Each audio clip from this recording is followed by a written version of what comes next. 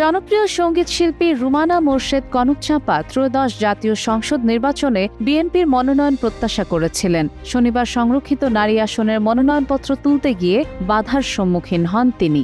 পরে নিজের প্রতি হওয়া অন্যায়ের বিচার আল্লাহর ওপর ছেড়ে দেওয়ার কথা জানান।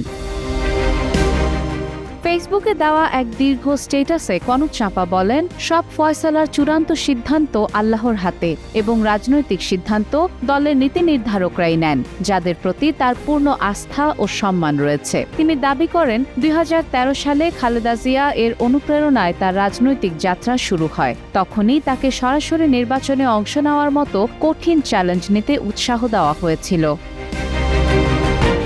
তিনি আরও উল্লেখ করেন, ২০১৮ সালের জাতীয় নির্বাচনে একজন অভিজ্ঞ রাজনীতিবিদের বিরুদ্ধে প্রতিদ্বন্দ্বিতা করার সুযোগ পেলেও পুরো প্রক্রিয়াটি ছিল অত্যন্ত কঠিন ও ঝুঁকিপূর্ণ।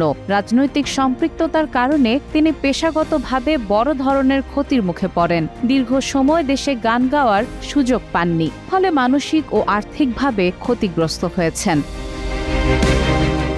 এবারের নির্বাচনে তারেক রহমানের সম্মতিক্রমে এলাকায় কাজ শুরু করেন বলেও জানান তিনি। বছর জুড়ে নানা বাধা পেরিয়ে কাজ করলেও শেষ পর্যন্ত দল তাকে মনোনয়ন দেয়নি। তাতে কষ্ট পেলেও তিনি দলীয় সিদ্ধান্ত মেনে নিয়েছেন বলে জানান।